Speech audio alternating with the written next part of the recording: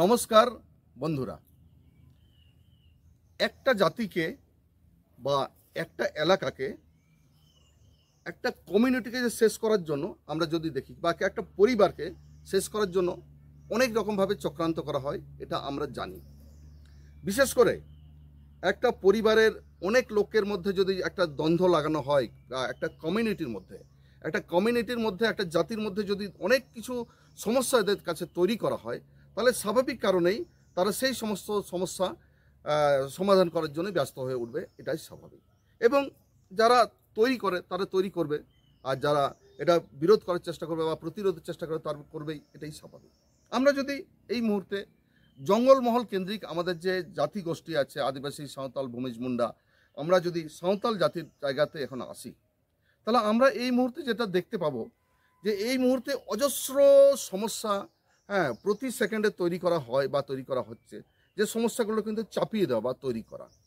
স্বাভাবিক কারণেই এই হাজার হাজার সমস্যার আলোচনাতে যাচ্ছি না, আমি মেন 5খানা সমস্যাতে আসছি। প্রথম মেন ভাইটাল যে 5খানা সমস্যা, এগুলোর মধ্যে আসি। প্রথম সমস্যা এক, অবশ্যই বলবো ফেক এসটি সমস্যা।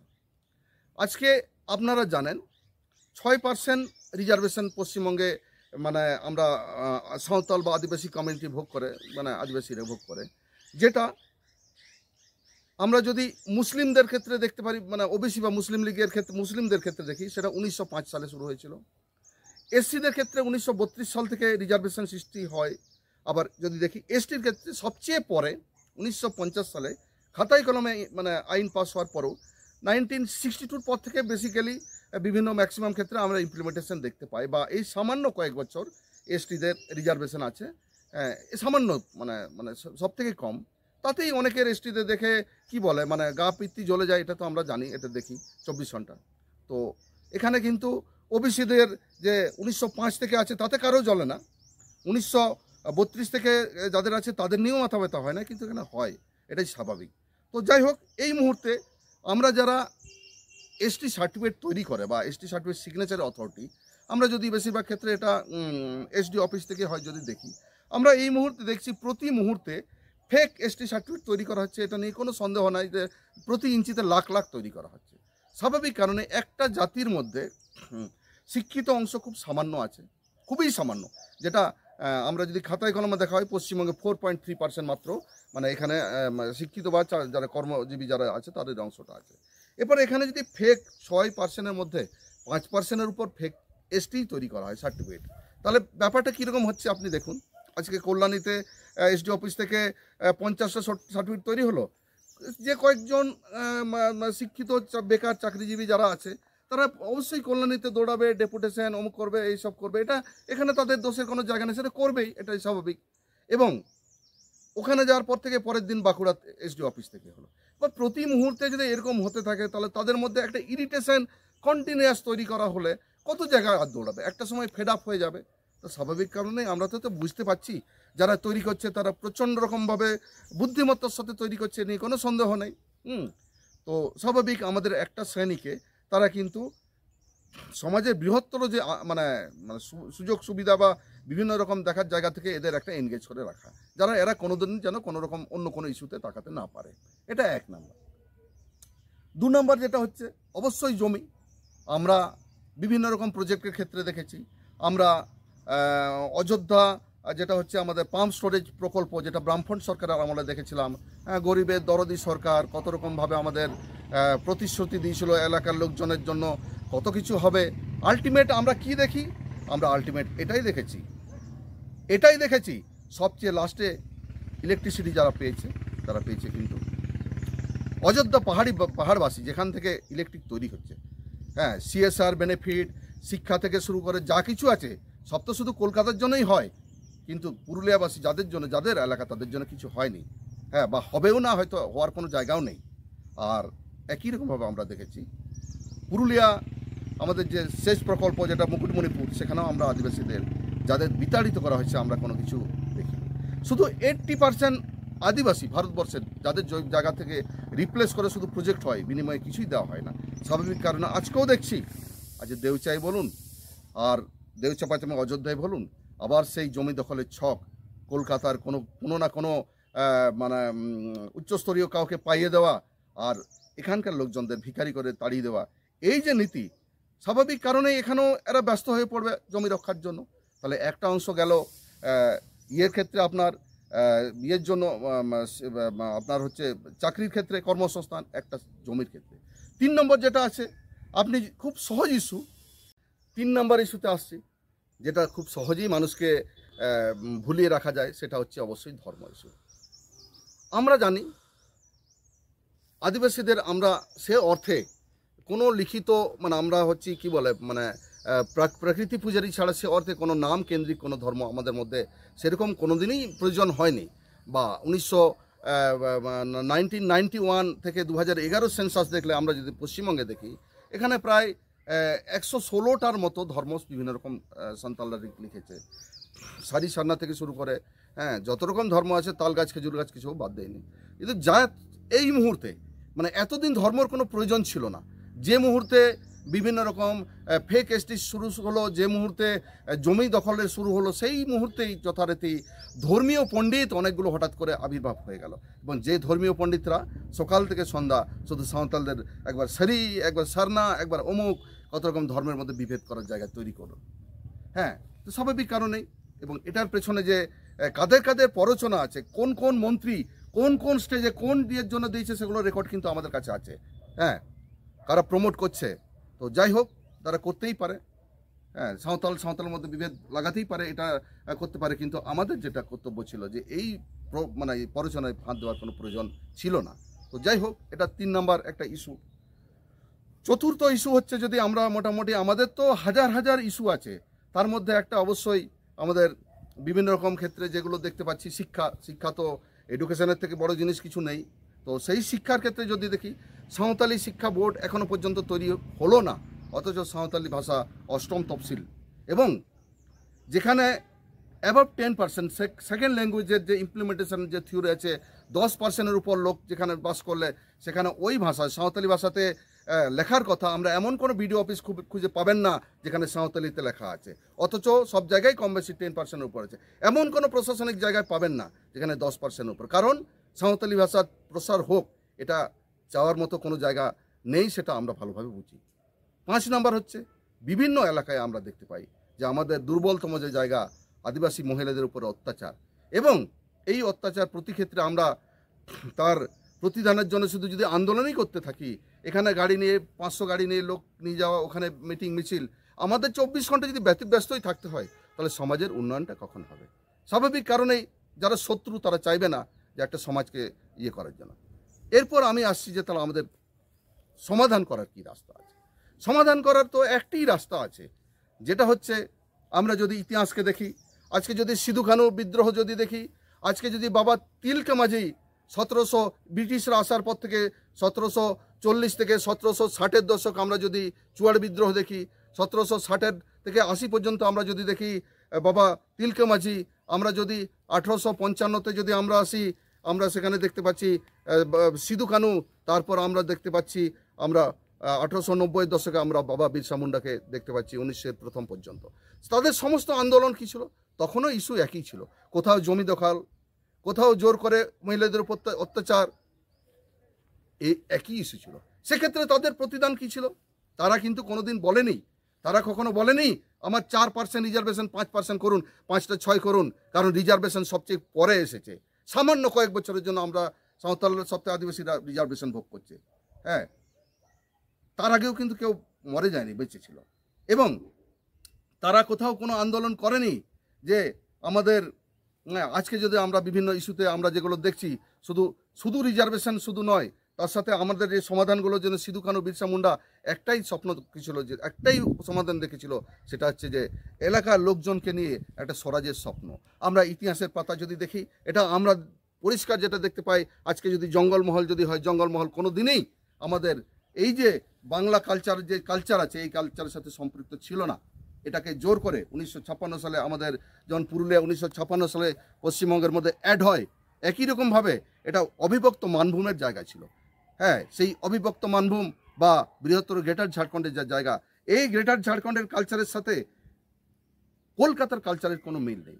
আমাদের যে সরহাই হয়, আমাদের যে বাহা, আমাদের যে খুটান, আমাদের যা কিছুই, আমাদের যত রকম উৎসব কেন্দ্রিক যা কিছু আছে, আমাদের সাঁওতালদের, আমাদের মাহাতোদের সমস্ত কিছুর সাথে এই কালচার, ঝুমুর ছৌ কালচারের সাথে কলকাতা কালচারের কোনো সম্পর্ক নেই এবং তখনও ছিল না। স্বাভাবিক কারণেই এখানে একটি জায়গা আছে, সেটা হচ্ছে যে অবিভক্ত মানভূম বা আমাদের গ্রেটার ঝাড়খণ্ড বা জঙ্গলমহলকে আপনারা পঞ্চম তফসিল এলাকা যেটাই বলুন, যে স্বাধীন একটা জায়গা, কারণ এটা কোনোদিনই এই কলকাতার কালচারকে আমরা মেনে নেওয়ার জায়গা নেই। আজকে আমরা যেটা দেখতে পাচ্ছি তাতে এই দীর্ঘ সমস্যা তৈরি করার পর থেকে জঙ্গলমহলের আজ প্রতি মুহূর্তে শুধু যেটা লুট হচ্ছে সেটা বালি লুট হচ্ছে এবং কলকাতার কয়েকজন ব্যক্তিগত লাভবান হচ্ছে এবং এখান থেকে জঙ্গলমহল থেকে জঙ্গল লুট হচ্ছে, জঙ্গলের সম্পদ লুট হচ্ছে, অথচ জঙ্গলমহল এলাকার জন্য এখানে না কোনো ডেভেলপমেন্ট না কিছু জায়গা আছে। তো যাই হোক, আমি এই মুহূর্তে সরাসরি যে জায়গায় আসছি, আজকে যারা সমাজের নেতৃত্ব দিচ্ছে বা দিচ্ছিল, আমরা দেখেছি সমাজে আমাদের একটা সময় সবচেয়ে ভালো যেটা আন্দোলন চলছিল বা আদিবাসী সমস্যা নিয়ে, সেটা আশেকা। সেখান থেকে আশেকাতে এসে ডক্টর সুবোধ হাঁসদা, যিনি আশেকার কর্মকর্তা হয়ে গিয়ে কোথা থেকে ধর্ম প্রচারক হয়ে গেলেন, দুদিন আগে যিনি সারনার প্রচার করছিলেন, সারি নিয়ে এখন ধর্ম নিয়ে লোককে ইয়ে করলেন। আমি জানি না উনি কার এজেন্ট, কার কাছ থেকে ইয়ে পান, কিন্তু এই আদিবাসীকে চরমকে ইয়ে করলেন। আমি জানি না উনি কার এজেন্ট, কার কাছ থেকে ইয়ে পান, কিন্তু এই আদিবাসীকে চরম এই সময়ে বিভক্ত করার দায় উনি কোনো সময় এড়াতে পারবেন না। ওনার কোনো ইতিহাস, ওনার কোনো সামাজিক ডেভেলপমেন্ট কোনো কিছু আছে বলে আমার অন্তত জানা নেই। যিনি কথায় কথায় শুধু সাঁওতালি ভাষাকে পাইয়ে দিয়েছেন, জানি না কতখানা মহান। তো সিধু কানুদের থেকেও যদি মহান হন, সাঁওতালদের একটা ইস্যু, জল জমি জঙ্গল বা আমাদের যে স্বাধীন গ্রেটার ঝাড়খণ্ড বলুন, আর যেটা হচ্ছে আমাদের স্বাধীন জঙ্গলমহলই বলুন, এটার বাদ দিয়ে, সিধু কানুদের বাদ দিয়ে উনি নতুন কোনো থিওরি চালু করছেন, ওনাদের থেকে বড় পণ্ডিত হয়ে থাকলে ওনাকে অবশ্যই নমস্কার। তারপর আমরা অবশ্যই আসবো ভারত জাকাত মাঝি পারগানা মহল, আমাদের যে পনত পারগানা বাবা, দিসম পারগানা বাবা বা যিনি আমাদের হচ্ছে বাদল কিস্কু, একই জায়গায় আন্দোলনটাকে নিয়ে যাচ্ছিলেন যথারীতি। পঞ্চম তফসিল কেন্দ্র করে জঙ্গলমহলের সমস্ত ইস্যু একটা ইস্যুতেই শেষ হয়, সেটা হচ্ছে যদি স্বাধীন এলাকা আপনার যদি ডিক্লার হয়, আপনিই হবেন এখানকার শাসক। আপনার যে পঞ্চম তফসিল, এটা অলরেডি এটা সংবিধান স্বীকৃত এবং আমাদের এলাকাটা ব্রিটিশদের, আমরা যদি ব্রিটিশ এম্পায়ারেও যদি আমরা দেখি, এটা কোনো সময় আমাদের জঙ্গলমহল কিন্তু কলকাতা কেন্দ্রিক শাসনের অন্তর্গত ছিল না, এটা স্বাধীন মানভূম প্রভিন্সের অন্তর্গত ছিল। তো সেক্ষেত্রে আমরা এই জোর করে চাপিয়ে দেওয়া, আজকে আমরা দেখেছি পুরুলিয়া বইমেলায় সাঁওতালি ভাষাতে কথা বলতে দেওয়া যাবে না, এইরকম ফতোয়া আমরা কোনো সময় মেনে নিতে পারবো না। তো এই যে জায়গাটা, এখানে এসে আমরা দেখলাম হঠাৎ করে কোথা থেকে ফাওনা টাও একটা সংগঠন চলে এলো এবং এই যে ভারত জাকাত বাদল কিস্কুকে ভেঙে টুকরো করে নিজেদের একটা ইস্যুকে নিয়ে শুধু লড়া শুরু করলো। এবং আজকের দাঁড়িয়ে যদি দেখি, সেখানে আপনি মিতন টুডুই বলুন আর বালকরাম সরেনেই বলুন, আজকে আপনার পাশে কিন্তু আর লোক নেই। কোথায় গেল লোক? আপনার আর কোনো আন্দোলন আর নিজের মেম্বার ছাড়া একটা লোকও যায় না, কারণ আপনি শুধু আপনার 6% রিজার্ভেশনের জন্যই পড়ে আছেন। শুধু 6% রিজার্ভেশন সমস্যা নয়, আদিবাসীদের 94% মানুষ কিন্তু বিনা রিজার্ভেশনেই বেঁচে আছে এবং 94%-এর সমস্যাটা আমাদের অবশ্যই আগে দেখতে হবে। অবশ্যই আমাদের 6%-এর রিজার্ভেশন দেখব, কিন্তু এদের সমস্যা বাদ দিয়ে নেই। আপনি আপনার জায়গায় মানুষের প্রত্যাশা, মানুষের ইয়েটাকে কেড়ে নিয়ে, আবেগকে কাজে নিয়ে এবং ধর্ম এবং এটাকে কম্বিনেশন করে আজকে আপনি এটাকে ভেঙে ফেলেছেন। ভারত জাকাত মাঝি পারগানাকে ভেঙেছেন। একটা সময় রবীন টুডু তার নিজের স্বার্থে করেছিল, কিন্তু সমাজে তার কোনো রকমভাবে প্রতিপত্তি বা কিছু ছিল না, যেটাতে কোনোভাবেই কোনো ভারত জাকাতের কোনো ইয়ে হতো না। কিন্তু আপনি মানুষের আবেগ, মানুষের বিশ্বাসকে নিয়ে আজকে শুধু 40-48টা সংগঠনের নাম করে আপনি ভেঙেছেন। তারপর কোথায় যেন কি নারী নিকেতন নাকি খুলে বসে আছেন জানি না। তো এগুলো জনগণ কিন্তু ক্ষমা আপনাকে করবে না। তো যাই হোক, আমার মনে হয় না যে আপনারা আর পুরুলিয়ার রতনলাল, আপনি এমন কোনো মহান নন যে আপনার ইয়েতে একটা জিনিস পারেন, ভেঙেছেন ভারত জাতকে। আপনি এলাকার মাহাতোদের বাউরিদের নিয়ে লড়াই করার একটা স্বপ্ন দেখেছিলেন, কিন্তু আপনার সেই স্বপ্ন পূরণ হয়নি।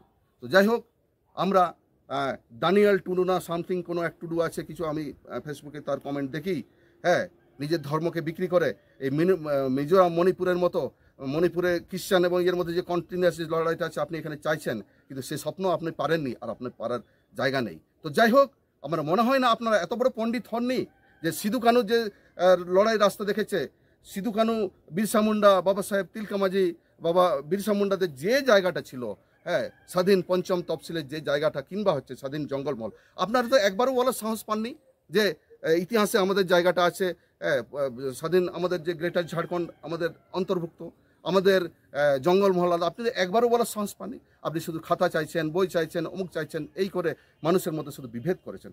জনগণ আপনাকে ক্ষমা করবে না। আর আপনারা কেউ কিন্তু সিধু কানুদের থেকে বেশি পণ্ডিত নয়, ইভেন শিবু সরেনের থেকে বড় পণ্ডিত নন। তো যাই হোক, আপনাদের অনেক জায়গায় দেখেছি চ্যালেঞ্জ করছেন, আমিও চ্যালেঞ্জ করে বলছি, হ্যাঁ, এটা একটা, এই মুহূর্তে আমি, অনেকেই হয়তো লিখবেন সাঁওতালিতে কেন বললাম, সাঁওতালিতে বলার, বাংলাতে কেন বললাম, সাঁওতালিতে কেন বললাম না, এটা বলার জন্য একমাত্র কারণ যে আমাদের যে এই যে অনেক আমাদের আদিবাসী আছে, সাঁওতাল আছে, যারা নিজেকে সাঁওতালিতে বলতে পারে, তাদের বাপ মারা এমন ছেলেদের জন্ম দিয়েছে যে নিজের মাতৃভাষাতে বলতে পারে না এবং এটাতে নাকি গর্ববোধ করে।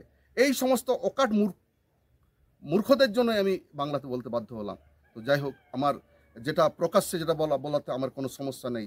আমি ইতিহাস দিয়ে বলছি, আমি যুক্তি দিয়ে বলছি, এবং আমাদের সমস্ত সমস্যার একটাই সমাধান, এবং আমাদের সবাইকে আমাদের একটা জায়গায় আসতে হবে, এবং নেতৃত্ব একটা লোককেই আসতে হবে। হঠাৎ করে আপনি আজকে নেতা হতে চাইলেন, তারপর কি আচ্ছা মিতন টুডু নেতা হতে চাইলো, আমরা কি দেখছি সারাদিন, উনি নাকি আদিবাসী কল্যাণ না করে নারী কল্যাণ করা শুরু করেছেন। তো এসব নয়, আমরা একটা জায়গাতেই আবার ভারত জাকাত মাঝি পারগানা মহল, আমাদের বাদাল কিস্কু, উনি যে জায়গায় ছিলেন সেটা আপনারা ভেঙেছেন, হয়তো সেটাকে তৈরি করার জায়গা নেই, কিন্তু অবশ্যই আমাদের একজন নেতাকেই মানতে হবে, এবং এই ধর্ম, এই খাদ্য, এতগুলো ইস্যুতে ভাগ করে নয়, আমাদের বেসিক একটা জায়গা হবে, সেটা হচ্ছে আমাদের অবশ্যই অবিভক্ত মানভূমির যে জায়গা আমরা ছিলাম, পঞ্চম তহসিল অন্তর্ভুক্ত হোক বা যাই হোক, যেটা আমরা গ্রেটার ঝাড়খণ্ডে হোক, যেটা আমরা কোনোরকমভাবে স্বশাসন ছাড়া অন্য কোনোরকমভাবে আমাদের জায়গা নেই, এবং একটা কথাই বলতে হবে, এবং সবাইকে একটি সুরেই বলতে হবে। লাস্টে সবাইকে আরেকবার ধন্যবাদ, জোহার জানিয়ে এখানেই শেষ করছি। জোহার।